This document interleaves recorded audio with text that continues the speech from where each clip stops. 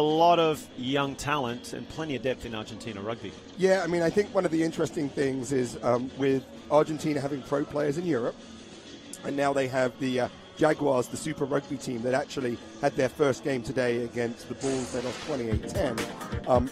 They have a lot of young players, but for Uruguay, they have a ton of experience.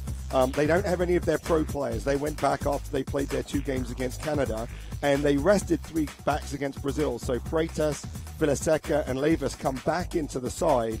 And Albanel, who actually started at scrum half last week, moved to 10, and it's Inciarte who is making their first start at scrum half. So that combination will be good. One of the big losses for Uruguay was their first choice hooker, German Kessler, but that gives an opportunity for Carlos Pomba to make their first start. For Argentina, they really go through a huge rotation, but what that really means is a number of players that played against the US have come back. So in the forwards in particular, they're really much stronger than they were last week, with Ferronato and Espinel coming back in at props. And Larage, who is 6'7", big presence at the second row, is going to have a big impact. And Bavaro, who's very young, at 23, captaining the side. In the backs, Gonzalez is a wonderful stepper at 10. And it's interesting to see Alvarez, who wasn't selected for the touring side of the Jaguars. This is his first game here this year with the ARC. He's got something to show the Argentinian coach to say, hey, let's put me back in the Super Rugby squad. There's a lot to play for this Argentinian 15 side. There is certainly plenty to play for. As we mentioned, it's a development team, and Coach Felipe Contempomi, with his experience, is using all of his players and giving them plenty of minutes in this competition. This is what this championship is really good for. As you see the players coming onto the field, expect to see plenty of passion. These two teams have been fierce rivals. They're neighbors, in fact, and geographically, and they've actually played each other 40 times in history. Guess how many games Uruguay have won? That's right, a big fat 0. So everything to play for Uruguay. What a great victory this would be historically for them and in terms of the competition. I think that's right, and I think one of the most fascinating things that we're going to see here is the scrum for both squads. The scrum they see as the soul of the team. Uruguay get a lot of their passion from the Argentinian rugby, and the scrum is what Argentina is famous for. Well, let's sit back and enjoy the national anthems of Argentina and Uruguay.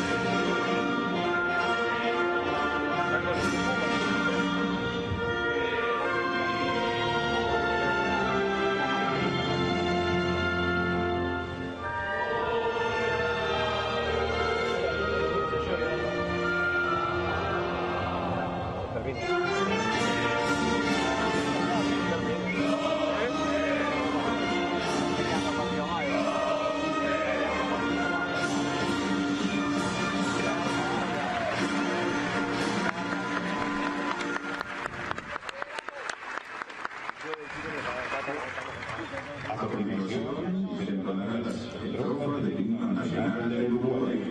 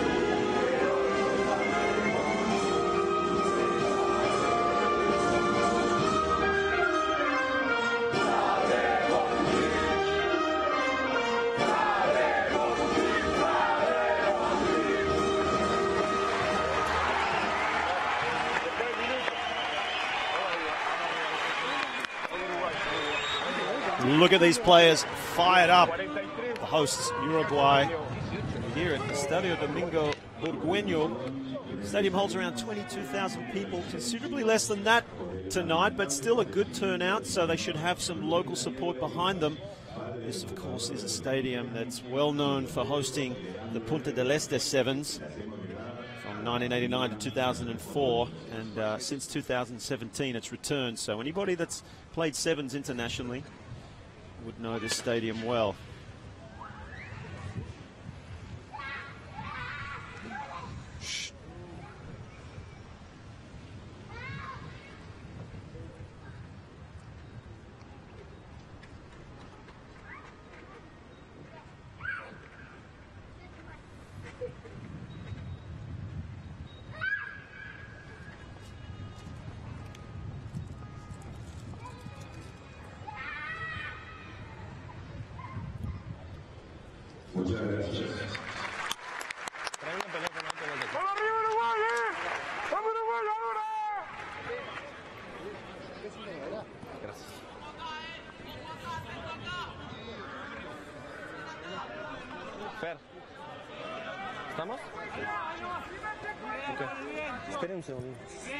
So a minute's silence there, a touching tribute to one of the players' fathers who passed away this week. Very sad news.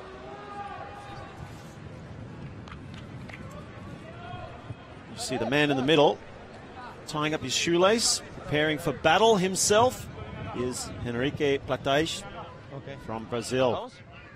Moments away, folks, from kickoff. And Uruguay will get us underway from the left of your screen in the light blue jerseys. Argentina 15, bring it down in the blue and white hoops. Box kick straight out of the gates from Magnasco. It's taken well. Also well tackled. Good chase from Echard, number 11 for Argentina. You can see some ferocity in the Argentine defense early on. Uruguay on their 40-meter line, doing their best to bring it out from their territory. Ball in the middle of the field goes high. Will come down just over the halfway line, and it's easily taken by the scrum half, Magnasco, 23 years of age. This is most of this team here that might have looked forward, but the referee let it go. He was in a good position, but it's been turned over. So Uruguay now have a chance.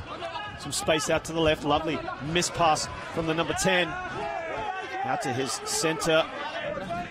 Still with the ball, Uruguay coming back over the halfway line. Some bullocking runs and back down the short side. That's Diana, the number 7, but he's bundled into touch. So Pete Steinberg, a couple of turnovers there early on in this. Yeah, one. The physicality early on's been good, right? So lots of really good line speed for the defense, lots of good contact. You could see Uruguay were going through their phases but weren't able to do much. Argentina got the ball once, created a line break. I think Uruguay are going to have to be a little bit more creative than just having one-off runners run into this Argentinian defense. So Fortuny throws it in. Not cleanly won, but it's one nonetheless. Argentina, as they bring out some one-out attack onto the open side. Magnasco waiting for orders. Putting it through the hands of these big Argentine forwards. That's Larrague. 6'7". Man mountain. Pass is just put out a little bit too far in front, and a little knock-on ensues. And there was an opportunity there. You could see that the Uruguayan backline had been stretched, and in fact, they were broken. And I think that the Argentinian player, that just, you got to hit them in the hands, right? You got to hit them in the hands. And if what we know is Gonzalez at 10 for Argentina is a great stepper, he has to show to make that next step that he's a good passer. People have to be able to run off him, and there's an opportunity there. They won quick ball, and they've got to take those. But this is where the game is really going to be told, I think. It's going to be in the scrum. With the Argentinian turnover that they have in their players, it's not unsurprising that they don't quite connect, which means a lot of scrums, and this is where both teams have a lot of pride. You mentioned the number 10, Gonzalez. He caused a lot of problems for the Chilean defense last week. It's a great stepper, but I'm sure Argentina have been watching the tape. And it's a short arm penalty to Uruguay in that scrum. So 1-0 in that battle, in that set piece area of the field. Ball goes to ground. Albanel has to clean up through the hands out to that short side now. Plenty of numbers, plenty of blue jerseys, and it was Dotti that eventually took the ball in. A little ball goes to ground, so perhaps, not sure if the ball is a little slippy, but we've had a few knock-ons. We have. I think one of the interesting things is going to be looking at the two nines. So Inciarte for Uruguay, it's his first test. You can see he's just a little nervous. Every time he gets the ball, there's a little step before he makes the pass. That's really playing into the Argentinians' line speed. And that's why when you see the ball coming to the Uruguayans, it's under pressure. There's been two passes that have gone behind the target. It's not unsurprising in your first cap. Let's see if we can settle down. If you can settle down, you can see the Uruguayans are able to win the ball in contact. Great attacking platform here in the lineup. So Uruguay looking to convert some of this pressure. They've done the opposite. They've handed the ball over to Argentina. So they look to clear, and it's a long, raking kick down the middle of the field. Let's see how good this chase is. Counter-attack coming in from Uruguay. Ball's brought in nicely. They bring it back over the halfway. So a good gain for them. Playing with some width. Getting through one was Diana. Now, to that open side. Some nice long passes. Good offload as well. From the 6 to the 4, Garesi to Dotti. Quick ball now down that short side. Good drive coming in. Great support from Uruguay. Their best attacking chance of the game. Ball comes through the back. Pressuring tackle. Has the ball go to ground, but still in possession. And it's lost there in contact. This could be danger for Uruguay as Argentina come away with it through Echart. Still going Echart. Finally put down, but gets the offload away. Fantastic rugby during this phase. Magnasco finds his big men. That's Larrague. Over the 40-meter line now. Argentina 15 pressing. Looking for a hole was Magnasco. Quick pass out to the right by the acting scrum half, Benjamin Espinal. Still, same way for Argentina. Slow ball. Uruguay have a chance to set their defensive line. Ball's put to ground, so turnover as well. So Uruguay, box kick coming in. Nobody home. Argentina has to chase. Bounce goes infield. Could be anyone's here. Oh, just cleaned up, but it's ripped in the tackle, and that's going to be a try. What magnificent work from Argentina. Sorry, I should say Uruguay. It was Argentina, then it was Uruguay, but it's 5 points to the hosts. Uruguay through that man, Juan Manuel Cat, 5 points to 0. Whew.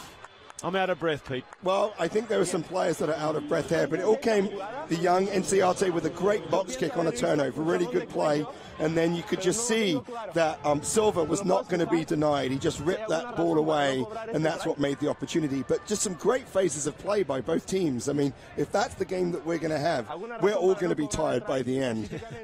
You know, and it's just really, really exciting. I think Uruguay showed that when they won the quick ball, they were able to break Argentina. But the thing I would watch out is the Uruguayan defense is very tight. So even on the turnover that Argentina had, if they'd released the ball, there was space on the outside. But some smart play by Uruguay, and that's what they're going to have to do for their first ever win. They're going to have to take these opportunities that present themselves. So here we go, great kick. I mean, that's great pickup there, right? Great pickup there by the wing. But look at that, the strength and determination. And look at Inciarte, the young scrum half, down there on the kick chase of his own kick, showing what it's like to be in your early 20s and have all that energy. So I think the referee was looking to say, is this a knock-on? And he wanted to see what happened. But I think that looks pretty clean to me. And great support, just shows to follow up with a great line to be able to put it in. And I didn't see anything there that prevented that from being a try. Okay, puedo dar el try. Sí. Try. See, don't need to speak much Spanish to understand that is a yes to the try and easily adds the extras. And just watching that replay there, he did so well, Silva. Not only did he rip the ball with strength, pirouetted out of the tackle. As you see here, he just rips, pirouettes, and just quickly offloads as well. The presence of open field, lining up, and that is a pressing tackle that's caused the knock-on. So Uruguay once again, counter-attack, might be held up. No, ball comes down, so Uruguay still have it now in Argentine territory. They're over the halfway. Good hit up from the big man, back down the short side, and that's well taken from Malia, the fullback for Argentina 15. Messy ruck, referee says play on, so it's hacked ahead and gone out in the full.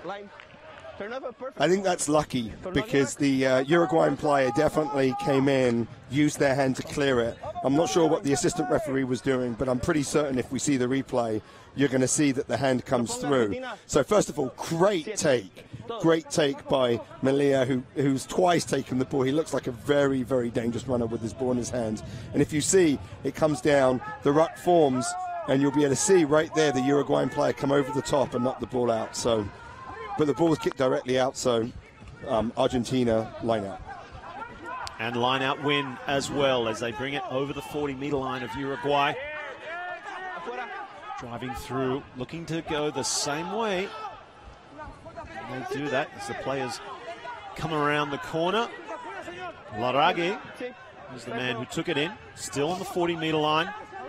Coming back now to the open. A nice run and good ball as well. Flat pass to Bruni, 24-year-old. Nice stepping, he's been involved plenty in this match already. Echard keeping him in the field to play well. Has to dig in for the ball, Magnasco. And now through Fortuny, still driving. This is looking better from Argentina. Out the back door to Gonzalez. Some pressurizing defense, and it pays off because we have a kick ahead and a foot brace. That one didn't necessarily go where he wanted it to, but still with a chance, and he might have been pushed as well. That was Villaseca. Great effort from him, but it's come back in the hands of Argentina as we might have another breakout. Good step back on the inside from Echard. Another long passage of play, end-to-end stuff here already. We've only had 14 minutes gone in this match. Loads of excitement here in Uruguay. Now using the width, Argentina, they have numbers. Green coming in, spot tackle, great tackle, and forces the turnover. Awesome, ever that might be a try. If there's an offload, there is from Magno, and two passes in the corner. Try time, Uruguay. Wow, just amazing defensive pressure. Argentina are trying to use what's called two lines of attack. They'll have the forwards in the first line and the backs in the second line. They're trying to play with width. They're hitting the backs in the second line, but Uruguay aren't honoring the players in front. And so what you'll see when the ball comes out, doesn't matter. It comes through, great pressure, great hit. Beautiful step by the lock. I mean, you don't often get someone like Magno, a man of his size, making that step. And two mistakes by Argentina went from the Uruguayan 22 all the way to the Argentinian 22. Uruguay's pressure, Argentina just aren't sure what to do with it. Well, what about that tackle coming in from the wing? Well, you have to make that gamble, right? So you're the last defender, and you have to make a choice. And the only time it works is if you get ball and player at the same time. And so that's exactly what happened. The tackler came in, as the ball carrier was catching it, he was hitting him. And even though there were two or three players outside him completely open, it didn't matter. Well, as you said, you cannot have any hesitation when you make that decision, because it could have had the opposite effect as Albanel. Same result as the last kick. So score will remain at 12-0 as we see right this here. You see him. Look What at a that. hit! player and ball and wing on forward. I think it was a wing on the flanker and just was still able to be able to knock that ball out. But to me, in all of these turnovers, it's been the continual support of the Uruguayans to be able to take those opportunities and turn them into tries. Yes, they certainly look hungry tonight, Uruguay. The way that they're supporting one another, backing each other up, chasing everything. And it is working as Argentina look like they're in shock at the moment.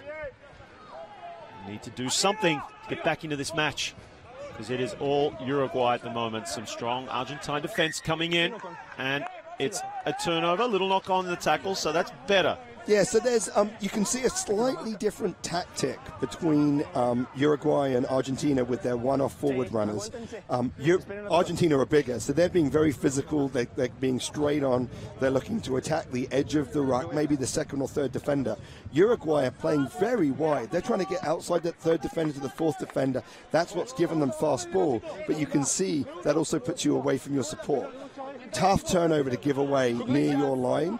Last scrum, Argentina were called for an early drive, right? So let's see if they can hold on to it. They went again early.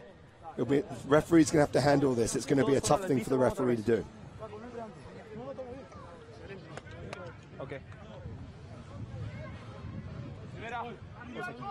You can see the referee went to the other side of the scrum. He thinks that's where some of the problems are. But you can just see right there in that picture the difference in size between the Argentinians and the Uruguayans. So the Uruguayans have to have great technique to be able to hold on. Magnasco feeds. That's a strong scrum. Still driving Argentina. As Uruguay shelf back, so it comes out to the right-hand side. Little dummy there from the 9, Magnasco. Someone has to come into scrum half, and they do so, heading the same way. Coming around the corner, Magnasco calling his troops down that short side. Good defense from Uruguay. As now Fortuny brings it back. Referee would like a chat with the skipper of Argentina. So new law, right? New law is you have a choice. So the referee said, okay, there was offside here, but there was the penalty from the scrum. And the new law says you have a choice. Do you want to take the first or second penalty? And so instead of taking the first penalty, which would have been easy to kick the points, they've taken the second penalty, and they're going to look to push this in and get the try. I mean, that's the fourth or fifth drop ball that Argentina have had. Just really not up to their standards. I think Contemporaneous is not going to be very happy at halftime, regardless of how this is going. We're only 20 minutes in, and we've seen a lot of good comebacks, Mark, so far in the ARC, so there's a long way to go. And if Uruguay can't handle the Argentinian scrum, 12 points isn't enough of a lead to hold on. You might be right, Pete Steinberg. In Argentina, this is usually an area they're very comfortable. It's closer to the try line. Look at that drive coming in, and some soccer skills needed from Bruni. He's thwarted by the player on the ground, Sanguinetti, in that instance. So Argentina will have to resort to putting the ball through the hands, getting set for a little pick and drive in close. See the Uruguayan defense poised and ready as they climb into the first receiver there. Still going, shielded by one of his players. Uruguayan players appeal, but it's still in the hands of Argentina. They're 1 meter away now. Galetto nearly gets over the line. Here comes Bruni. Can he get? No, that's a strong tackle. So same way for Argentina. Surely it's a try. Oh, that's a try-saving tackle from Livas, and it's going to come back. So denied Argentina by the Uruguayan defense. Great Uruguayan defense there. Really held them out. Some just wonderful tackles. But they're going all the way back to that original scrum. And Argentina will choose a scrum again. And I think that if Uruguay prevent the try, I think the referee's going to have to call a penalty try and probably yellow card one of the Uruguayan forwards. You can see the difference in this Uruguayan scrum with Ferronato and Espinal coming back in as the props. And you can see right here, just the back. That's one of the things you look for. You just see the flat back, and they just go right over the top. I mean, it's just beautiful. It really is, and it's going to be a long day for those Uruguayan forwards. You could have been forgiven for thinking that was a certain try had the loose head prop of Uruguay not just got churned onto the ground, and that stopped the momentum of Bruni, and it's another penalty. So he'll pull it up straight away. Yeah, Sanguinetti went straight down. He had the pressure. He's gonna, either this is going to be a warning or a yellow card. It looks like it's. Oh, let's see what he does. You can see immediately the loose head prop Sanguinetti under pressure. He turns in, his left shoulder goes down, and he's just doing that under that pressure. You can't do that. You have to take the pressure and you have to go back. And now he's been sin binned. So the challenge for Uruguay is that now they lose one of their forwards. They have to bring in another prop. They'll have to bring it back to come in and play. To play flanker, so they're not even going to have an experienced 8. It's going to be a long, long 10 minutes. Esta fue mi pregunta. Okay. ¿Quién sale? 7.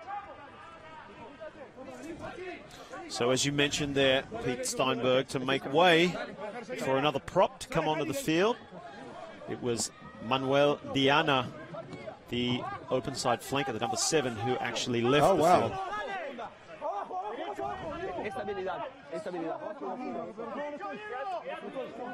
So here we go again, and from Uruguay they have to be low, and they have to be tight, and they have to be able to stay together. The Argentinians, their hooker actually acts as a third prop in their scrum, which means normally you can hold them if you have 8 and their hooker strikes, but here you'll see the hooker doesn't strike, and they just walk right over. It's a better scrum from Uruguay. Argentina now, good tackle coming in. Still with Argentina at 15. As the Uruguayan defense pours in with a counter ruck, and it's a penalty as well. How did they get out of that one, Pete Steinberg? Well, I mean, it was a better scrum. They were lower, they were tighter. I think some referees would have called the wheel, but the ball popped out before he could. And then again, it was just the pressure of Uruguay on defense. They're really getting up into Argentina's face. And if I'm the captain of Argentina, I'd be asking the same question, which is, how did they prevent us from going forward? I mean, it was really. Uruguay will take a lot from that scrum, being able to just hold them, and now they don't want another scrum until they can get back to 8 in the pack. Another opportunity, just the pressure there of the Inciarte, who's really grown into the game as this young scrum half, making his first start, and the counter ruck. Magno comes in, and it's the counter ruck right there. The ruck had formed, and even though you're the tackled player, once the ruck had formed, you have to get on your feet before you can play the ball. Let's see what Uruguay can do now with this penalty. Actually lost it, so Argentina now bringing it to the open. That's a wide pass. A little step and puts it on the boot. That's Echard. He's been busy all game, and the ball outruns him. So Uruguay aren't just struggling in the scrum, they're struggling in the line-out. They've had 2 line-outs, they've lost both of them. If they don't have the ability to win the line-out, it means in penalties they can't kick to touch. They'll probably have to shorten their line-out. That makes it a little bit more difficult to defend. Or looks like a little bit of a knock-on there that the referee missed from the scrum half to the scrum half. But I think Uruguay will still take being outside of their 22, having been inside for about 5 or 6 minutes. So that strong defense, a feature of Uruguay's tonight. Long pass back for the counter-attack. Coming down now in the open. The ball goes to Levas, who brings it back to safety. Finds support. Inciarte. Nice wide pass out to the replacement prop, Benitez. Still with the ball. Out to the back. And that is the try scorer, Cat. Still with the ball. Looking to come back to the open. Uruguay now using the width. Can they get quick ball? Short side now. Quick hands and strong defense coming in. They picked it, and it's in the hands of Gonzalez. He'll go all the way. So just like that, that's been the feature of this match. Turnovers turn into tries. Yeah, and I think that it's a really scrappy game. Argentina again lost the ball, gave it to Uruguay, and right there, some tremendous pressure by Argentina on that blind side to come up and make the hit and cause the turnover. And here we go, look at that, just trying to do too much, and just really easy. Take up, I mean, you and I, Mark, could probably have caught that ball and run it. Well, maybe you. I'm a little bit older than you, but like, you know, you can't give that. That's a real backbreaker after Uruguay's great defense, holding out the scrum, all those penalties, to give up that easy try like that. I think Uruguay have to regroup, and they now need to play down in Argentina's end. This next few minutes will be about territory when you're down a player. Well, it didn't look to me, coming down that short side, that all the players were necessarily, Freitas in particular, got somewhat of a hospital ball from Nieto. Didn't look to expect it, and that allowed that tackle to come in and force the turnover. So could be some decision making from Inciarte at 9, not quite sure what to do, but time to regroup for Uruguay. And Argentina, I mean, Contemporary must be amazing in my head. I think Esteban Meneses, the Uruguayan coach, must be shaking his head there. We needed something good to happen, and to give our pack that only has 7 forwards in it. Now they have to stand up to another scrum from Argentina. That makes it doubly tough. So, you know, Argentina, great attacking platform. Middle of the field with the scrums, one of the best attacking platforms in the game. Very difficult to defend. It'll be interesting to see what they do. So Magnasco to feed. Another strong scrum from Argentina 15, coming down to the back, but the force pass from Gonzalez has gone to ground. So yet another turnover, this time in the favor of Uruguay. So it comes back to a scrum. Interesting that Uruguay only defended the scrum with 7. They moved their number 8 across, and so they had no number 8. And again, Gonzalez, we know he's a good runner. So far, his handling has not been great. Just too many turnovers. A team with the quality of Argentina should not be turning this ball over so much. And a well-timed little stretch here, because when you're down a player with a player in the sin bin, what you say is you want a very short 10 minutes, which means you want the ball in play for a very short amount of time. So you try everything you can to let that time when the ball's not in play stretch out. Little gamesmanship. Gamesmanship, indeed. Not necessarily the fairest, but it has done wonders for this Uruguayan team. Carlos Pombo using his 7 caps of experience. Or maybe he was told just to go to ground, or maybe he actually does have a tight hamstring. But Argentina now coming away with the ball. Yet another little mistake in the ruck. So as you mentioned, Pete, very scrappy game. So what you saw there was the ball came in and the Uruguayan hooker couldn't strike. So there's a number of reasons why you can't strike, but most of it is if there's just enough pressure on the hooker from the opposition scrum, they literally can't get their leg up to strike for the ball. And so I think that's what you saw there. It'll be interesting to see if the Uruguayan loosehead, Sanguinetti, he has to be able to provide a little bit of protection from the Argentinian tight head, Espinal, so his hooker can actually strike, because Uruguay held for the 3 seconds that you need to hold to get that ball out, but there just wasn't a good enough strike.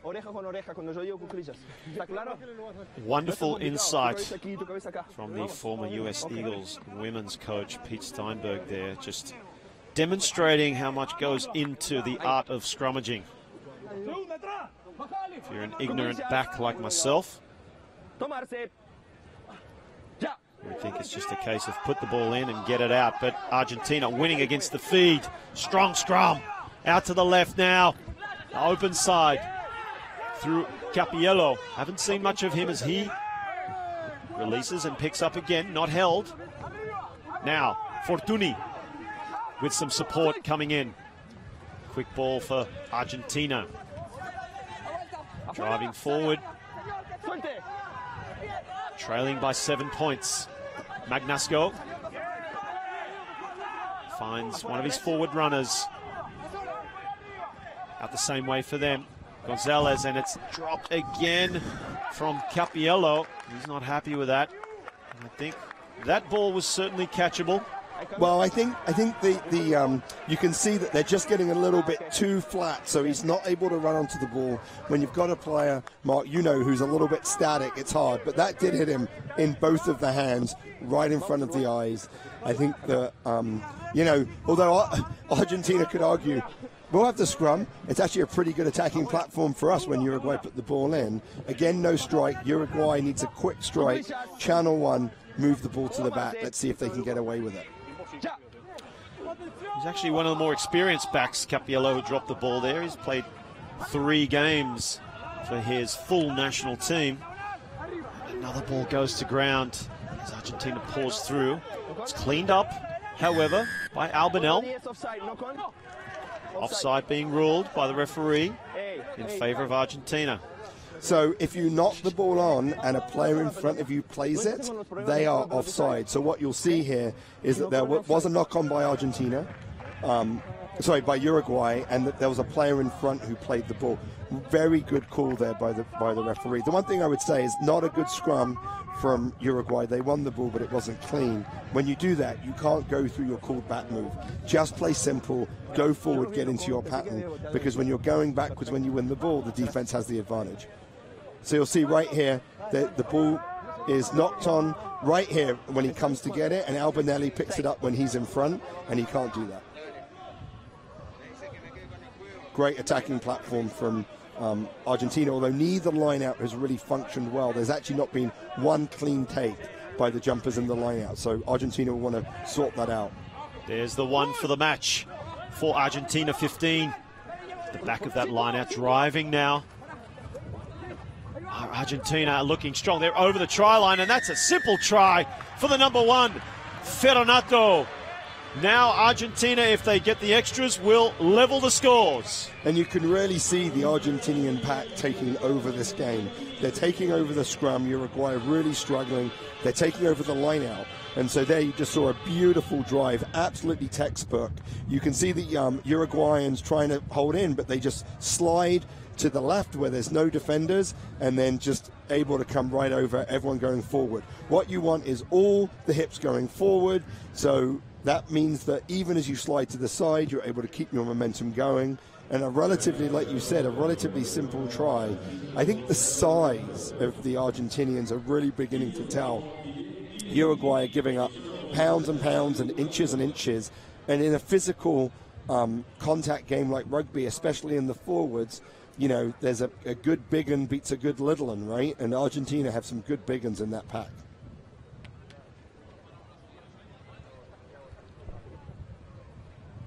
Great expression from Pete Steinberg. Argentina with plenty of good big uns. And there's a good little in there that adds the 2 points in Gonzalez. So 12 points to 12. Just beautifully executed. You can just see working in fours, keeping the ball at the back of the maul so defenders can't come through. And let's not forget the missed kicks by Albinelli, right? So that's 5 points. Not easy, but probably at this level of the game, you'd expect them, you know, a kicker of international quality to make them. This time he sends that ball long instead of trying to just get it over the 10-meter line, which he failed to do on his last attempt, Albinel. Ball is kicked straight back into the hands of Uruguay. Strong Argentine defense coming in. Uruguay on their 40-meter line. Ball looked like it might have been lost on the ground, but it's play on. Crawling over the 40-meter line now. Out the back door to Albinel. Now through the hands of the back line. Great tackle coming in from Capiello, making up for his knock-on early on. Another good tackle. Capiello busy in defense. Uruguay now looking for answers. 2-man tackle halting the Uruguayan prop. Inciarte finds Albinel, who then finds Freitas. Tries to send Juan Manuel Cat somewhere, but there's nowhere to go right now for Uruguay. Argentina looking to build upon that last try of theirs. Close game we expected as such, so they resort to the kick. Goes high, that will not go out. Opportunity for Argentina now through Malia. Support comes in, plenty of numbers out, looking strong midfield. There's some space in the Uruguayan defense if they can get the ball into that space. Good hands there from the number 6, Goresen. Using the man coming in and milks the penalty. Magnasco. That was a great play by Magnasco. There was a lazy runner coming through, and he just ended up hitting the lazy runner. And I'm really surprised how Uruguay is playing inside their own 22. Those deep backdoor passes only work if you have breaks. They're giving up space, and it put Albanelli in a place where he had a nothing kick. His kick was neither long nor was it contestable. And so that's what's put Uruguay in this space right here.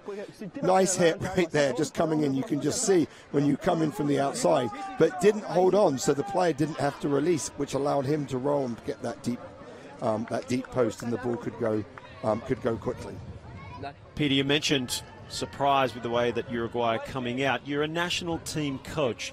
As you know, and most coaches out there know, when you are coming out of your red zone, essentially inside your 22, sometimes that's an area that is not practiced enough at training. It's such a crucial area. A lot of pressure is being put on. How much time would you spend as a coach on making sure that you have that locked down? Yeah, I mean, what we would call it is we would actually call it exit sets. And the idea is that you want to exit outside of your 22 and ideally out of your half. And you can do that by kicking or running. Your choices are really dictated by the position of the back three. If the back three, the wing and the fullback of the opposition are covering the kick, then that means there's space wide to run. If they're up to take away the run, that means there's a chance to kick. You could see that Argentina were playing halfway, and that really puts the execution and the speed at which Uruguay need to move the ball to attack that out space at a premium, and their skills just haven't been up to it so far. So Argentina 15 successful in their penalty kick attempt after Magnasco's clever little play there to use the lazy Uruguayan defender getting in the way. And now Argentina could build the score even further. This counter-attacking effort. Out to the left, props off that left foot. Rodrigo Echart finds a forward runner who wants to come back down the same way that Echart just left. Open field. Replacement, Santiago Medrano getting an early touch. Ball goes to ground, but nice bounce there for Echart. Spots a gap. Magnasco is brought down. Quick ball. Same way. Plenty of blue and white jerseys lined up down on that blind side. Magnasco. He hits Goresen. He's becoming more involved as the game wears on. Coming back to the open now. Argentina 15. Nice ball from Larrague. Same way, Gonzalez finds Echart. Good low tackle coming in from his opposite number. Good quick hands as well. Now to Echart. Ball goes to ground. Uruguay come in. They look for the turnover. Reinforcements for Argentina come to clean it up, and it is a penalty for offside. Just some great phases, and they just really forced Uruguay into giving away the penalty, which really schoolboy mistake coming in on the side. We saw the line out that Argentina had before. The last thing you can do is give away a penalty.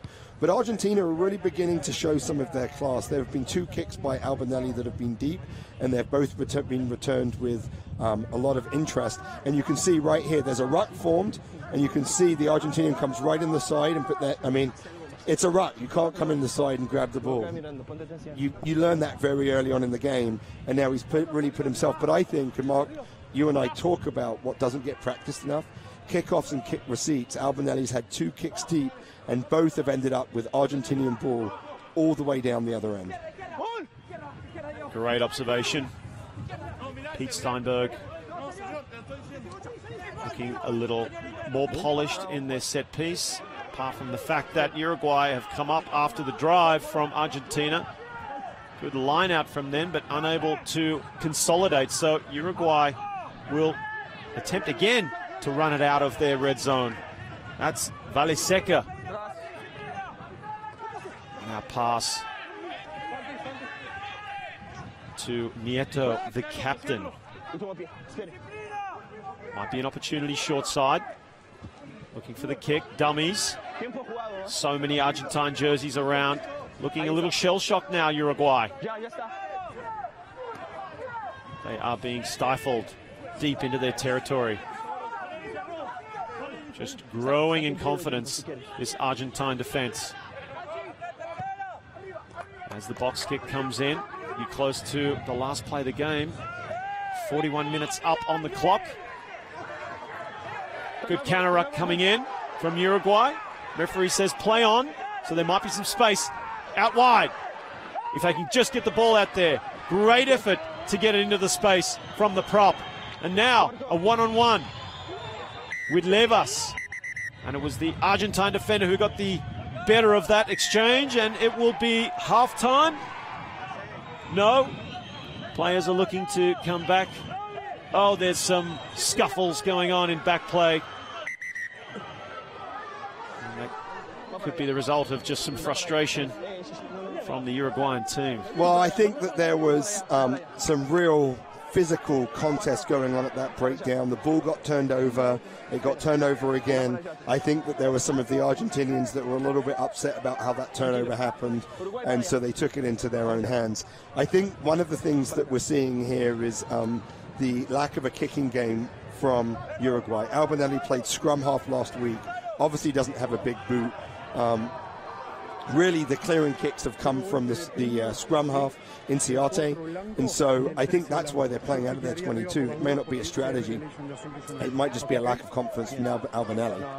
It's very unusual to have an international team play inside their 22 when they got the ball. They could just clear the touch and defend the lineup. Okay, tengo denuncia de juego sucio acá, de agresiones del blanco hacia azul. Te pregunto si hay algo más. Okay. Si ves alguna otra situación de juego sucio. ¿Me puedes ver la pantalla aquí que si querés? Sí, yo igual voy a ver aquí. Vamos. Por favor, chicos, adentro. Bien. Referee just checking the monitor for perhaps there was a hint of foul play in the background. One of the different things in the modern game is that there's nothing you can do. There's no dark arts. There's no little tricks, because you'll always get caught. So it'll be interesting to see what happens here. Lots of physicality in the breakdown. Tough to see anything. You know, you're always looking for a punch being thrown. Oh. Maybe Galletto there that was pulling it. You want to stay away from the head. There's a big focus on the head.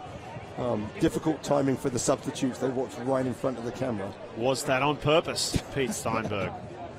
They knew exactly what was going on. I highly doubt it. It wouldn't surprise me if Eddie Jones in England wants his substitutes to stand in front of the camera at certain times. That's the sort of detail that he gets into.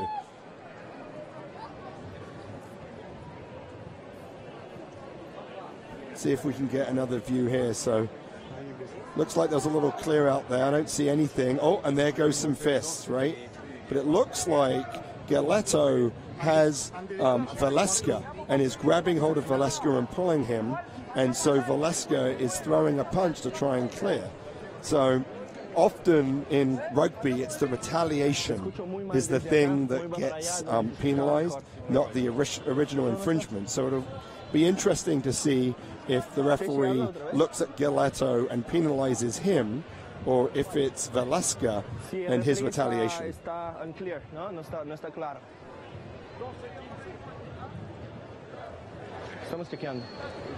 think the referee might be saying he's not sure that anything was clear there, and we might just go into half-time after all of that.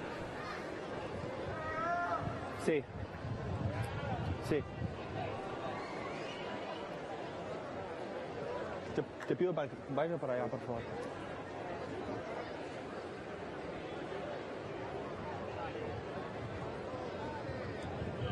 Ok.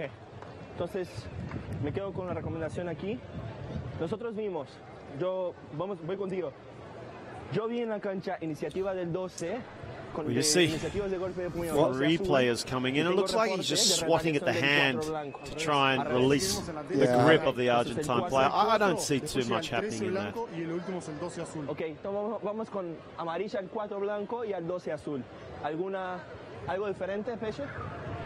So it looks like that they are talking about Galetto and Velasco, and they're going to be able to say that both of them. Te pido calma y que no haya retaliación. Tú empezaste en una situación que se generó un potencial muy grande de más juego sucio. Una más y basta. ¿Ok? Para ti amarilla. Ya. No me importa, pero no quiero retaliación. No me importa. Diego Galetto, you can see, sent to the sin bin. Hacia el contrario.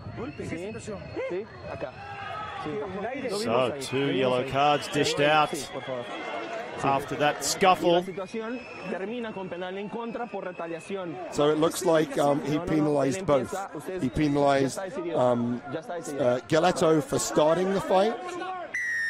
And then he penalized, I think that's number 12, I think that's Velasco, for the retaliation, which I think is actually the fair thing. And of course the retaliation was second, and therefore the Argentinians get the penalty, even though both are yellow carded. So they have a chance on the last play of the game, very, very long kick to stretch their lead. Well, the overall message in that is referee Enrique Platais just saying, we'll have no more of that, thank you. Let's just play rugby. And I think he was pretty fair about it. I mean, he was pretty deliberate. It took a little while, but I think that, you know, if he was going to I think it was either nothing or 2 yellow cards. I think that was probably, and I think he decided 2 yellow cards. And I actually think the assistant referee helped him out with that.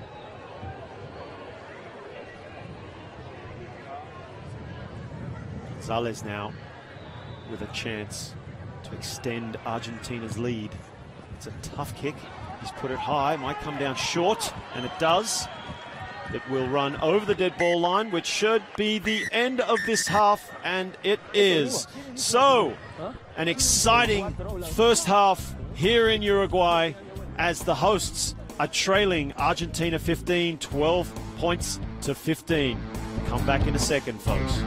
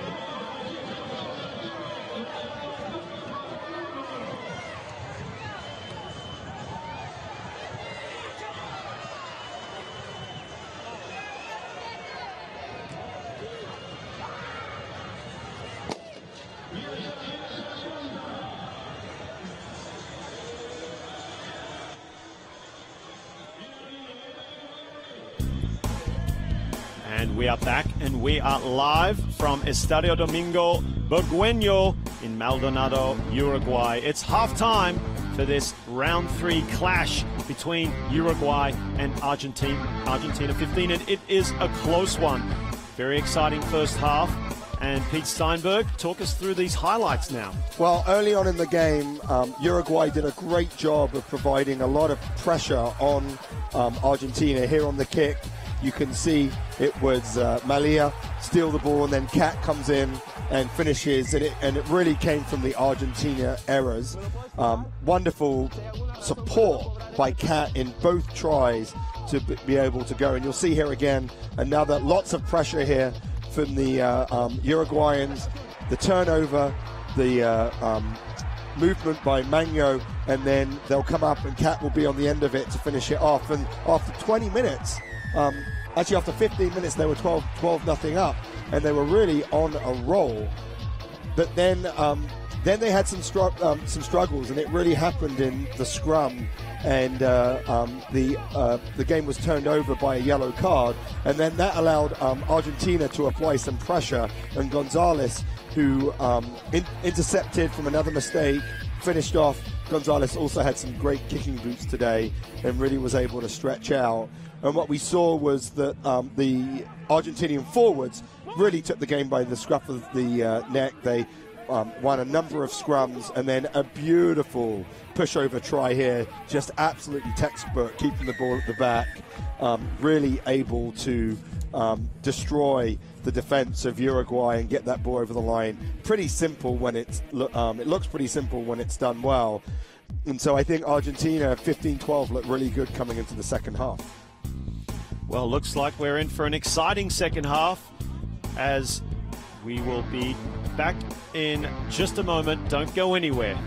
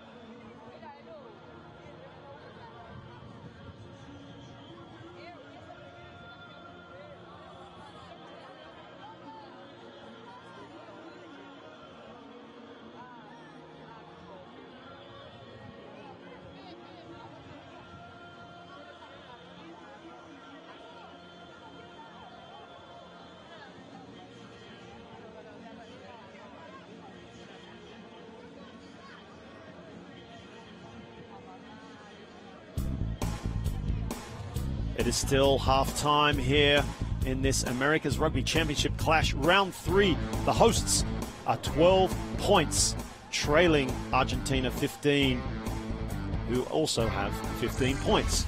And here are the statistics. Joining me, Pete Steinberg. Well, I think the real message here is about the set piece.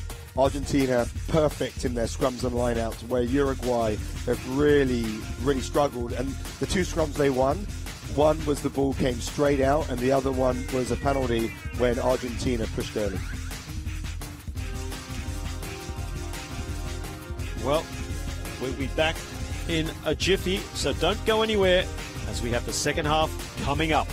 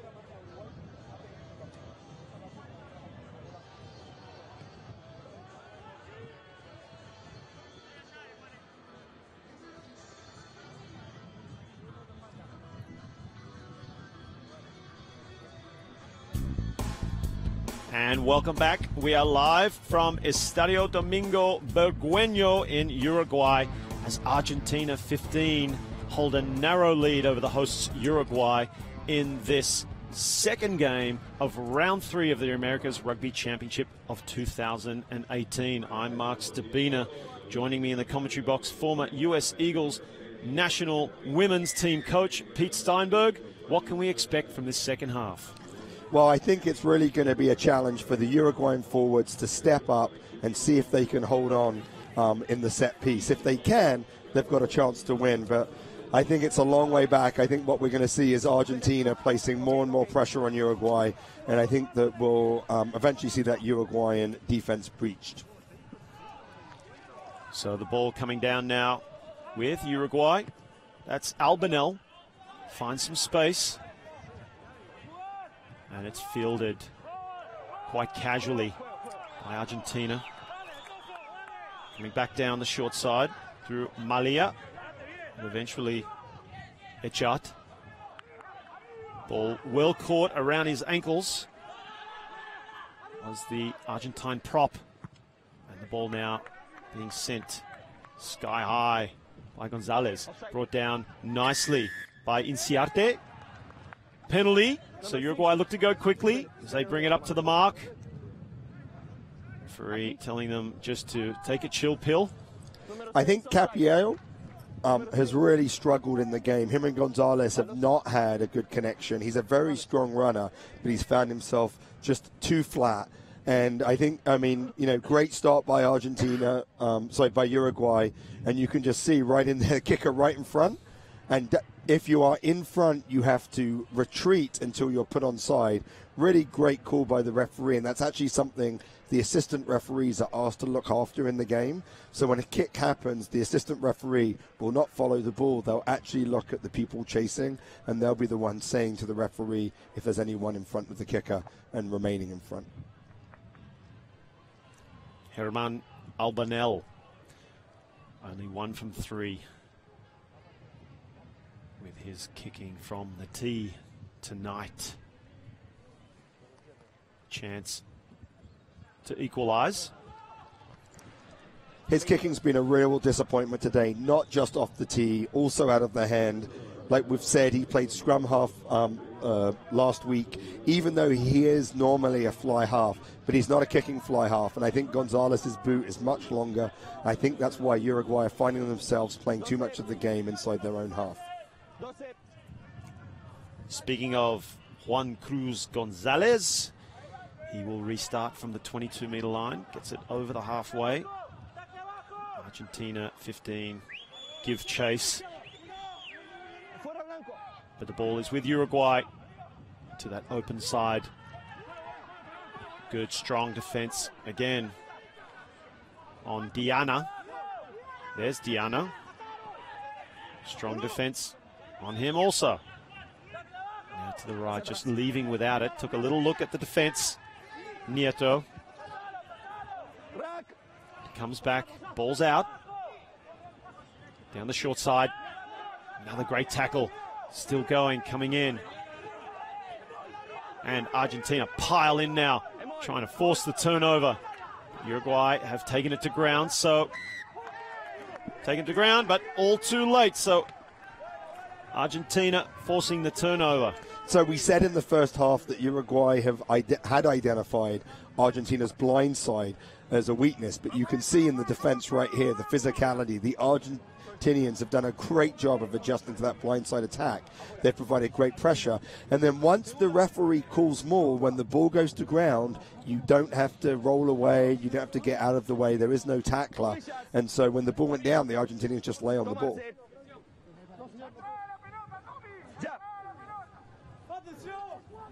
Argentina 15 with that trademark powerful scrum, but Uruguay have managed to turn it over. A rarity from them in that position. Can they bring it out successfully? Plenty of width, plenty of space. Long pass out to the wing. It's actually the fullback, Silva. Such an experienced player. I haven't seen too much of him with ball in hand tonight. Wow, what a scrum by Uruguay. Argentina put the pressure on, and Uruguay held. I mean, I'm not sure. I'd need to see a replay. The referee said it was a wheel. It'll be interesting to see who caused that wheel. But Argentina, I think, will be pretty upset that they weren't able to use that scrum, and now it gives Uruguay a chance to be able to clear their lines. But again, you can see, not a great kick. They obviously don't have a great kicker. So the pressure, you can see Argentina putting the pressure on, and what the referee is saying is that when the pressure was put on, Argentina started to let the ball wheel, and great drive on the tight head side by Echeverria, who really is going to take a lot away from that. Pombo for Uruguay throws in, successful line out right on the halfway as they drive forward, full of confidence after that scrum. Pombo brought to ground. Quick ball now for Diana. He lays it back. Much better play for Uruguay. Now looking to step. Albanel takes it in. Lays it back once again. Through the hands. Out to this open side. That's Cat. Great driving play over the 40-meter line. Argentine player all over it there. First line out, they won. Great drive, great phases of play. Uruguay, I think, are going to gain some confidence here as they go through their phases. And I'm wondering how much Argentina is missing Galedo, who is in the sin bin. It feels like that their forwards are really, aren't as physical. And I think that, when you think you just bring one player out, but Galeto and Lagarage are just so big. They're a good 20, 30 pounds bigger than the locks on the Uruguay side, that when you lose someone that big, you're going to have an impact. Yes, it's easy to forget that both teams playing with only 14 men after the indiscretion right before half-time. And you can see the whole Argentinian line was offside. No one retreated behind the back foot. Good call to see by the referee. By the way, third Uruguayan kicker to touch. That tells you something. They're trying to find someone who's brought their kicking boots today, and Silva does put in a nice kick. If they can win the ball, they've only won 1 out of 3 lineouts. If they can win the ball, then they demonstrated the ability to drive. And I have to say, Inciarte, I think, is a bright spot here for Uruguay. Young scrum half, 21, his very first start. He's really grown into the game. Tomas Inciarte plays for the Old Boys Club. We have a substitution. We've actually had a couple of substitutions. That's Gaston Mieres coming on. But we also saw Gaminara, who was captain last week, coming on for Manuel Diana. So, some early substitutions for Uruguay as they drive forward and somewhat sideways. Ball at the back with Nieto, the captain. Now they control. Argentina in a little bit of trouble. Comes out to the left. Quick ball to the winger. He's going to score. Great work there from Freitas. And for the new scrum half, Tomas Inciarte, to notice that. And they combine well for a 5-pointer. Well, I think really well deserved. The Argentinian forwards were very deliberate. They were able to hold on to the ball. You could see, actually, so the Argentinian forwards defended very well. The Uruguayans did a great job of moving inside. You said they were going sideways, but that does open up the blind side. One-on-one, very, very difficult to prevent that player from getting over the line. So you can see those two players combining as well. Hard to tell if it was actually a call from Freitas coming in or he just started running, reacted to the space that was down that left side, and it was Inciarte using his sixth sense to notice him coming as well. Regardless, great try. And we said at half-time that it was the story of the set piece. And so in the second half, Uruguay have had a penalty that they won in the scrum, and they've won 2 solid lineouts, and that's what has led them to be able to retake the lead.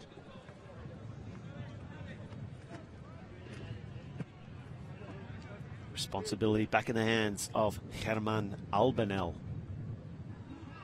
Having an unhappy evening with the boot.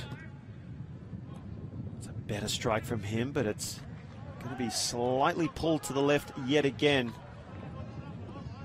And here you can see very deliberate maul. Great job. They kept getting the ball back, recycling, coming over, and then that's what created the space for the wing to get over the line. Really well worked try. And we talk about kickoffs all the time. Here's another chance for the kickoff. Big turnover there for Argentina. Big momentum changer. Easily taken just over the 10-meter line. So Argentina looking to hit back. Some replacements coming on. Fresh legs, fresh jerseys, including that man, Santiago Portillo. Nearly at the 22-meter line of Uruguay. Does that ball look to have been turned over illegally? So Argentina now look to hit back. New law. That was a great play last year. Tackler gets up and plays the ball, but the new law states that even if you're the tackler, you have to get up and come through the gate. And so it's one of those things that you have to retrain yourself. So coming through the gate is you have to come from your side of the ball. And so Albanel, you'll be able to see he makes a really good tackle. He comes down, he gets up, and he just plays the ball. So last year, that would have been a turnover and great play. This year, as the tackler, he has to go out of the tackle zone and come in through the gate. Great call by the referee. Great attacking moment. And that all comes from the kickoff, Mark. I go on about it. It's probably the least practiced area of the game, but it's the one that has one of the greatest impacts on momentum. Little line-out move now. Looks to have been successful. Wow, that was beautiful. Wasn't that a beautiful play? And ironically finished by the winger. Is it now Rodrigo Echard coming in? Just the other winger, Hermann Schultz. And that's a great experience for him to score. We haven't seen too much of Schultz. It's been pretty much Echard. But great play here. They came in, they have pushed so well. It sucks in the Uruguayan forwards to defend the drive. That creates the space. That's how you write it out when you're thinking about it as a coach. That's how you run it with just a couple of pads, and to be able to run that against opposition is great. And a great response from Argentina, and we've got, just under 30 minutes to go with a game on our hands. New replacement, Lucas Mensah, to add the extras. And he has pushed it wide. And time is up for those sin bin infringements. So we are back at 15 players on 15 players.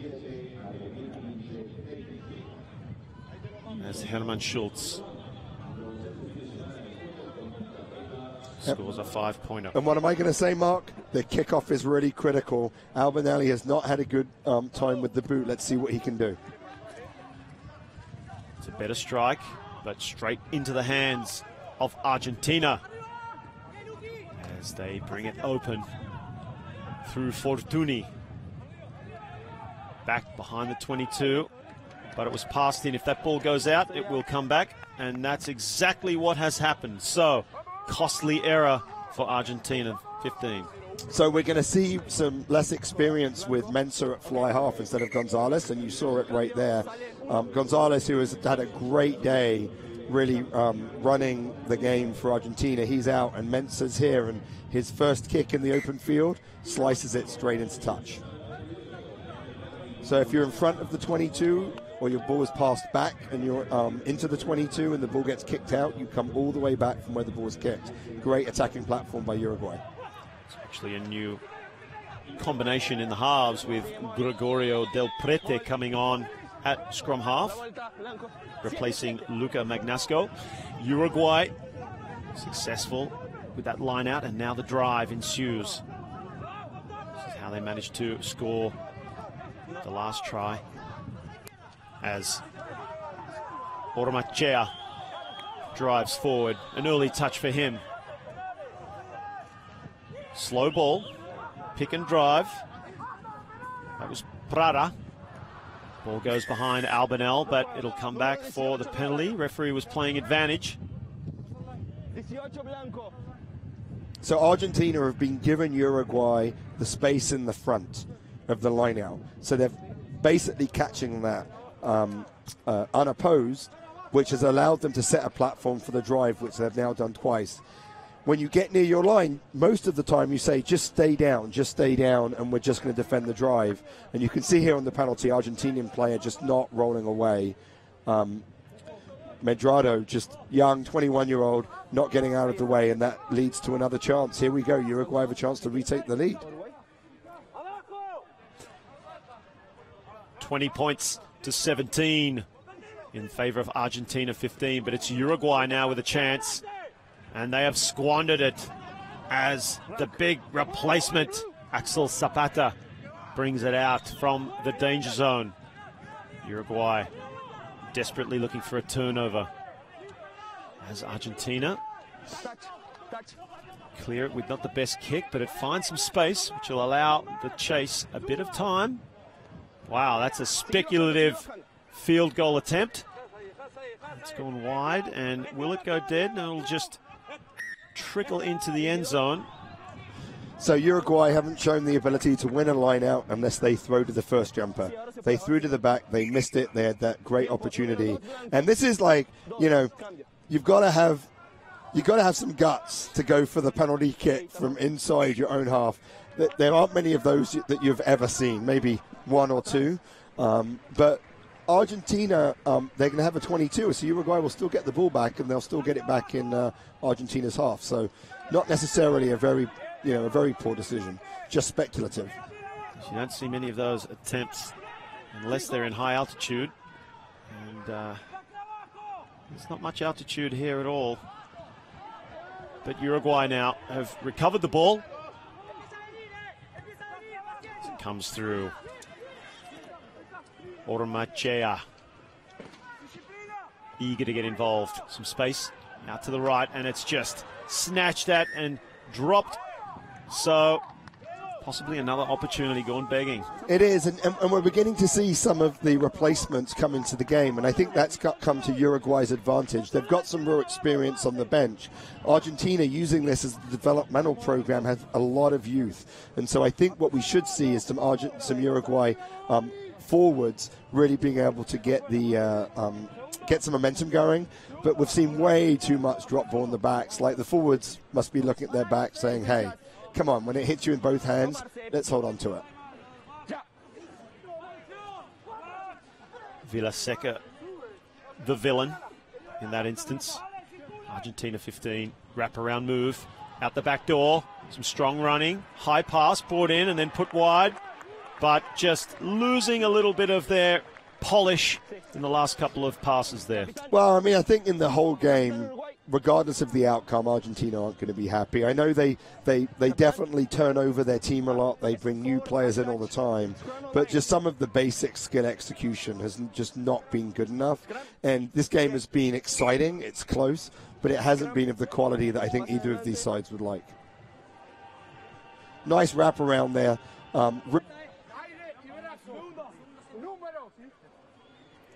Peter, from your experience, you mentioned a lot of law changes. What is the source normally of these changes in the laws, and for them to happen so frequently, it seems? Well, I think that the World Rugby is constantly trying to enhance the game. They're trying to make sure that the game is played in the spirit which requires a contest. But it's also that these laws are actually, they're often not new laws. The laws don't change, but the way they're interpreted by the referees have changed. So sometimes there are new laws, sometimes there's a change of interpretation, and in most cases they're experimental. So for instance, if you remember when Albinelli was called for not going through the gate, that's actually an experimental law that they're trialing worldwide, and they'll decide to put it into the law book, which can make it a little bit difficult because you can get the 2018 law book and it doesn't actually have all the laws that are currently being implemented in the game. Great explanation from Pete Steinberg, former USA Eagles women's national team coach, who is also, surprise, surprise, a referee. Yes, that's one of my next careers, and having stepped down from the national team coach, and I was at Penn State for 19 years, I've taken a break from active coaching, but I still want to give back to the game. So next weekend, I'm an assistant referee out in Colorado, running touch in my shorts and rugby jersey. Looking forward to it. And the game is better for it. Pete Steinberg, such a prominent figure in not just USA Rugby, but World Rugby, looking to always give back to the game that he loves. Speaking of games, we have one going on here right now. And Argentina 15, holding onto a narrow lead, breaking through the middle is the fullback, Malia. Out now, down the short side. All the replacement forwards getting their hands on the ball. Charging forward, same way. Replacement scrum half, Del Prete. Quick on his feet, looking back to the open now. Considerably slower on that open side. Del Prete takes to the line, asking questions of the ruck defence. And those questions were answered in the form of crunching tackle up to the 22-metre line. Quick ball, charging forward, can't quite hold on to it. That's not the first time he's dropped the ball, Capiello, as Uruguay bring it away quickly. Another turnover, and that's called forward. Oh. So quick on those turnovers, Uruguay. But just in that instance, unable to capitalize, Pete. You can see the fresh legs that are coming in from the players off the bench, but at the same time, that also it can harm the timing. And what we had there was one of the Argentinian forwards taking the ball, new scrum half, new forward off the bench. It just led to the knockover. And the referee is right in line there.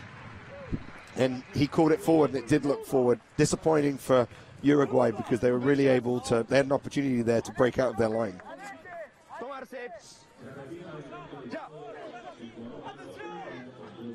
Argentina 15. Uruguay pushing back in that scrum. It's now the scrum half. Del Prete brings it out, offside, playing advantage, the referee. So Argentina will try and make the most of this opportunity, throw some caution to the wind perhaps. At the back now. And nice inside ball, bursting onto it. That's Echard, he'll go all the way. Wow, Rodrigo Echard, he had a very busy first half, a little bit quiet until now. Argentina extend their lead, 25 points to 17 over Uruguay. Wow, just like a little bit of quality, a little bit of great timing. The ball comes out, it's fast. They pass behind the forward, Mensah passes back inside, and just a wonderful angle. And look at this step. I mean, just a beautiful step off the left foot. You can see the quality that's on display. We just haven't had enough of it. We haven't had the ball in hand enough. And the outside backs of Argentina haven't had the chance, or Uruguay, to be honest, the chance to run. But you can see what they can do when they get that chance.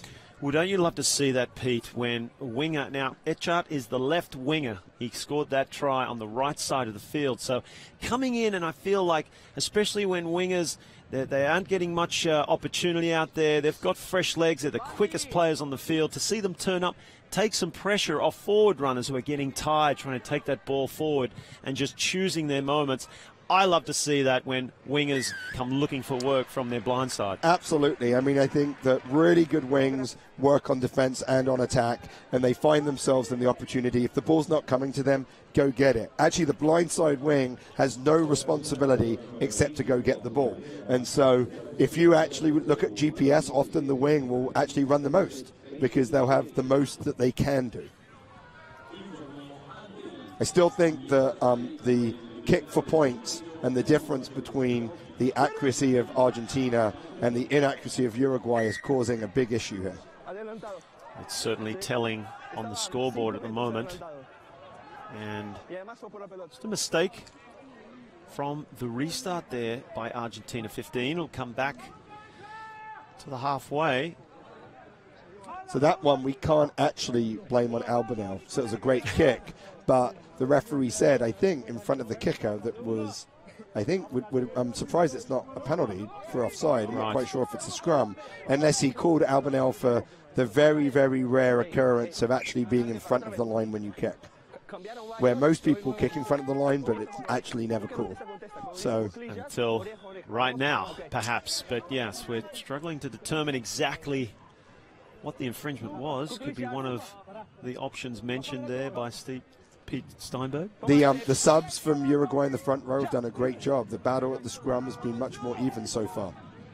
Yes, they have. And look at that. Actually looking dominant in that case, even though the ball comes out for Argentina 15, full of running, inside passes. Well, the backs and out to the right as well. That's a beautiful try. Finally putting it together, but the referee will come back. Perhaps he'll look at that last pass, Peter. I think that last pass may have been forward, but some great play, some wonderful angles. What you'll see with the Argentinian backs is their ability to run the outside line to just get outside of the defense of Uruguay that are starting quite tight. You'll be able to see here, the question is, so great, that pass looks like it might be forward. This pass looks good. And then maybe this last pass that comes out. So there are two passes in there that might be forward. I think the referee's going to take some time, talk to the TMO, see if he can get a better angle from the other side of the field to see if it works. You could see that immediately he went for the TMO sign. Be interested to see what he says. So one of the interesting things about forward passes is that if I'm running forward and I pass the ball flat, the ball will actually continue to move forward, but that's okay. The question is, does it actually go forward out of my hands? Which was my feeling on that last pass. I feel that might be the pass, even though I don't think that's what the referee wanted to look at, but they'll come all the way back to that as well. There's that last pass that Pete Steinberg mentioned, I felt it came backwards out of the hands. That one there looks like it went forward, which isn't unusual when you're actually passing out of contact. This one here, I think I'm with you. I think the first one, but whenever you get tackled, it slows it down, and then we come here. So this one here looks fine.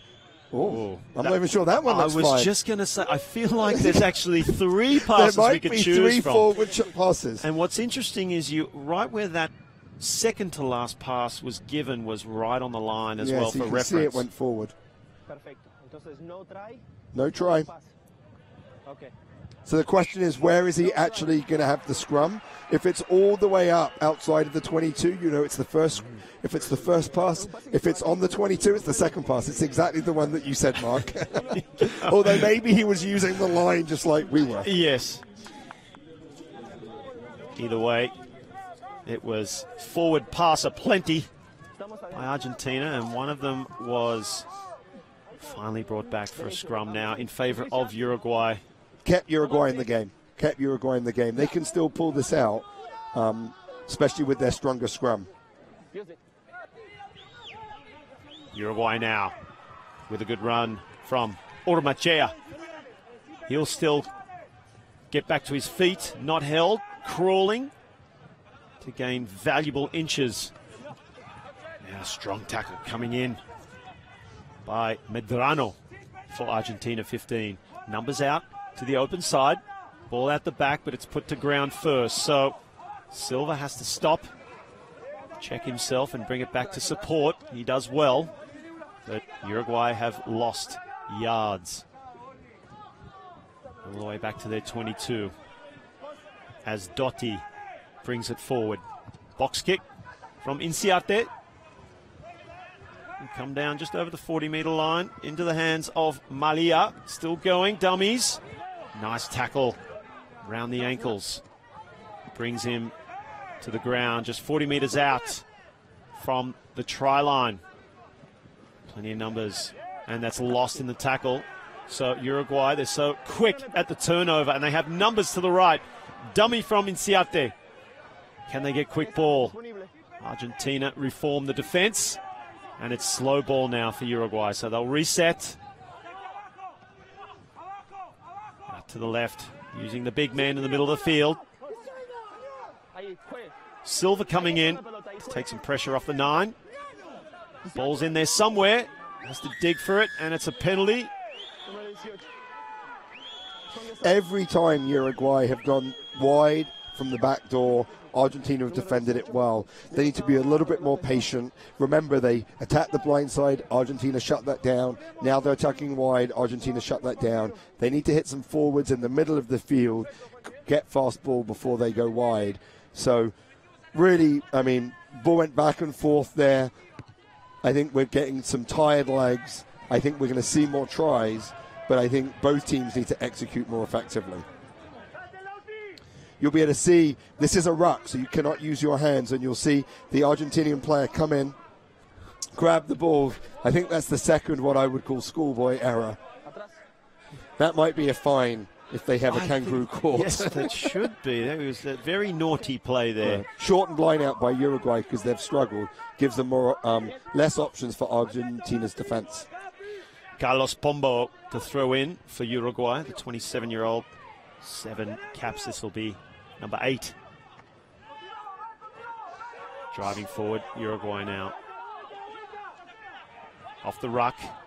Ball pops out fortuitously. Still in the hands of Uruguay. Chance for them. Trailing by 10 points. Just over 10 minutes left to play. So they'll be looking to post a score ASAP. Coming back to the open. Backdoor play. Albanel. Out to great hands. Now, Freitas. Support comes in. There's Inciarte again. Back to the middle of the field. Not necessarily making too much ground. Now they might have some space. Silva. He's brought down. Same way through Pombo. Good run from him. Oh, and he knocks on. wasn't held, tries to get up, pick the ball up and go forward, perhaps a little greedy, because Uruguay were looking very threatening there. They were, and I think what they've done, which is interesting, is since Prada's been on, they've actually been playing with two fly halves. So Albanel's playing second receiver, which has allowed them really to be able to stretch the field. And they've been doing this very well. All the forwards have been, if they haven't been held, they've been getting up to go again. But you can see right here, when he gets up, just knocks that ball on. But Argentina have struggled in the scrum here. If I'm Uruguay, I'd say, hey, let's take it to them. 9 minutes to go. Let's really push them, see what they can do. It's been quite the turnaround indeed. Argentina winning their ball on this occasion. Great little run from the replacement scrum half. He looks for support, finds it, back on the inside. So Argentina 15 all the way back. And that scrum half again, Del Prete, sends another replacement forward, Montagner. Argentina 15 with the penalty advantage. Wow, end-to-end stuff. It all came from that scrum, and it was all that man, Gregorio Del Prete. Great thinking from him and reaction. Yeah, I mean, as a scrum half, you're always looking for that opportunity where the forwards aren't covering the space either side of the ruck. I like to call it a sniping run, and he had just a wonderful, wonderful run. Showed great acceleration to be able to get through there before the defense could cover it, and then went all the way down to do it again. It was just absolutely fabulous. You can see here Argentina winning the ball, but Albanel just not rolling away in time. And then I think that is that's Ormachio, who wasn't able to do it. And remember, Argentina scored 2 tries from their line out. It'll be a surprise if Uruguay are able to hold them out. Driving forward, Argentina heading toward the sideline. Just a metre out now. So Uruguay up against it.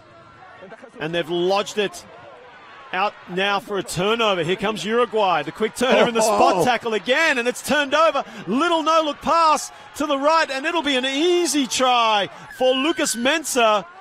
Another turnover try. Some crunching tackles in this game. Really Peter was. Steinberg. Came in for the wing, forced that turnover. But I'm actually surprised that the referee called that advantage from the very first turnover. I don't think there was any ground that was gained. But again, we saw this in the last game.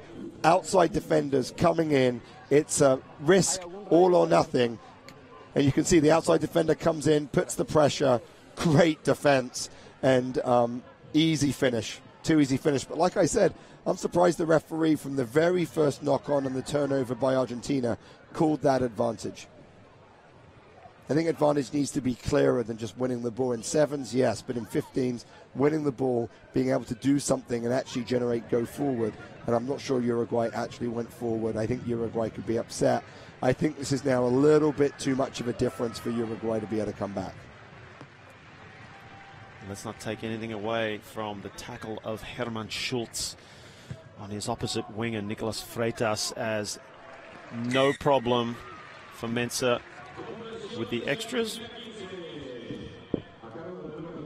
Great hit, great pickup, great no-look pass, good step. I mean, the Argentinian backs have shown if you give them space and time, they've got really, really great runners. Malia, I just think, is a really quality player. We haven't seen enough of him in this game, but he's an exciting player when he gets in, and you can see even the subs. The Argentina's depth is just really phenomenal, and Uruguay have, really played their best, and have played some good rugby, but haven't been consistent enough.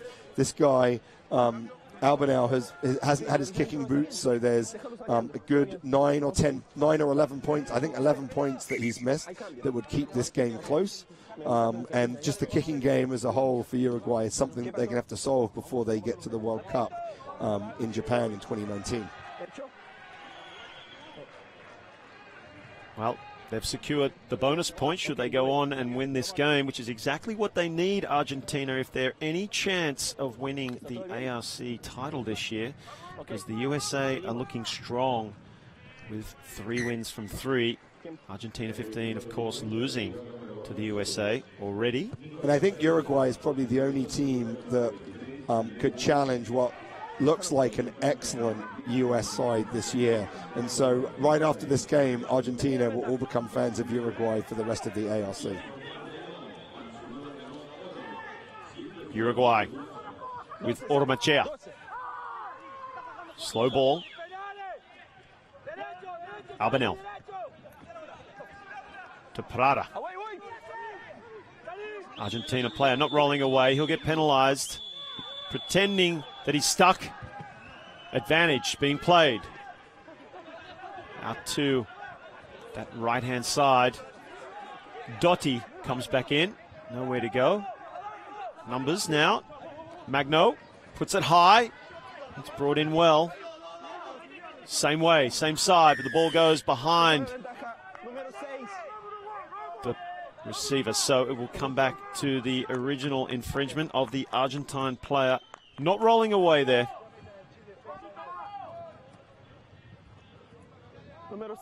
Now to the middle of the field. So Uruguay have no option but to put it into touch. There's still enough time on the clock, but a very, very uphill task to win this game. If they score right now with a 7-pointer, it could be an interesting last couple of minutes. Well, they're looking for their bonus point. So they have their 3 tries, 1 conversion, and so, they get another try, they get another point. Even, if they beat the U.S. and Argentina lost to the U.S., didn't get a bonus point, it could end up being Uruguay could still be in this, even if they lose this game. Pombo with the ball at the back after the Uruguayan line-out win, driving.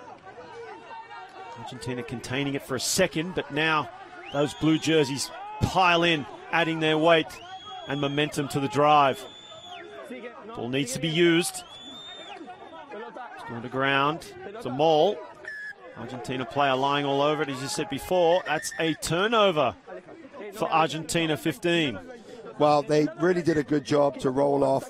And then I think what we'll see here is that there were some boots on the ground. Old school rugby, which is rucking someone away. When a maul is called, referee called maul, when you go down, you don't have to roll away. And I think a Uruguayan boot came in to try and roll away, move with his cleats one of the Argentinian players out away from the ball to make the ball available. Back in our day, Mark, great play. This may end up with a yellow card. Here's some trivia for you, Pete Steinberg. In what year was that made illegal? You could put your feet on players to move them out of the way. I don't know the answer, by the way. You're the ref, you can tell me. So I think it's one of those things where it's not a law change, but it's an interpretation of the law. So actually here in the US, you've never been able to do it. So one of the things is when I came over in the mid-90s, I came over in 94, and in the UK when I was playing, I was used to ending my game with cleat marks all over me, with someone trying to roll me out the way. And when I came here, it was an interpretation by the US referee. You can just see there, you can just in between the touch judge, there was a cleat that came up and put it. So I don't think it was ever a change in the law, but I think over time you'll be able to see right there. You can see he just starts using his cleat, trying to move that out of the way, and lots of upset players there. And I think it was Montagno who was most upset that reacted to getting that cleat. It was Benitez. And the referees decided not to do anything about it and just give the scrum. Well, he didn't look entirely sure, did he, Matias Benitez, whether he should climb. He just very gently kind of climbed on the Argentine player, whereas, as you said, back in our day, that wouldn't have been gentle at all. Argentina have come up with the feed and the scrum win. Ball is just hurriedly put into touch. A little bit of banter there between the props of Argentina and Uruguay. And I think one of the big changes has been number 18 for Uruguay, Segario, who has come in and completely changed the scrum. Former professional player, played for Munster, played for Dax in France, and has really shown that there's experience there that can really change it. Might have been a different game if he'd started, and there Uruguay go to the front of the line-out, the only place they've been able to win, but they'll see if they can get this maul going again. That was the tight head prop, Juan Echeverria, that threw it in this time. So out through the back line. Oh, great run. Beats one, beats two. Finally brought down. That's Mieres. Tries to get it out quickly. Inciarte brought down.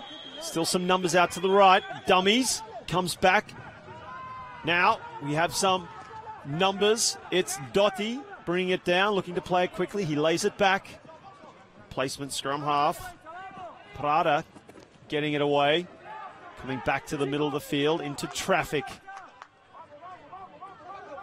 See what they can do. Little kick coming in by Albanel. And it's brought down with De Leon. He's come on the field recently as well. He's 1 meter away. Uruguay now. Strong defense from Argentina, 15. What can they do? Uruguay, they need something. This could be the last play of the game. Can they get their bonus point? Driving. The pick and drive. Nowhere to go. They're met by a solid wall. Driving over now. He might have got it down. He pleads to the referee. And we're going to go to the TMO. No? We're coming back for a penalty. So I think the referee was in perfect position. He said, I don't need to go to the TMO. I could see the ball was not grounded. The ball has to be placed down on the ground. One of the Argentinians got their hand underneath, and what they decided was to go for a penalty. Now it'll be interesting. They went for a line-out, but the way the Argentinian scrum has been creaking under Uruguayan pressure, I'm quite surprised by that. The bonus point system was to create exciting moments like this at the end of the game. If you didn't have a bonus point, Uruguay would just be kicking it off and be preparing, but they recognized the bonus point could still have a moment, and wow, that hurts. That does hurt for Uruguay. Handing the ball over to Argentina in that line out, and now a penalty. So you'd have to say that was the opportunity and their last opportunity for that bonus point. 4 times they've thrown to the front, 4 times they've won. Every other time they've thrown anywhere else, they've lost. They didn't throw to the front. Probably overthought that a little bit. I'm surprised Argentina kicked that into touch with time up. If they'd tapped it and kicked it to touch, there wouldn't be a line out. Maybe the referee is telling them that there's still time for that line out. Because Uruguay still have the chance to steal the ball.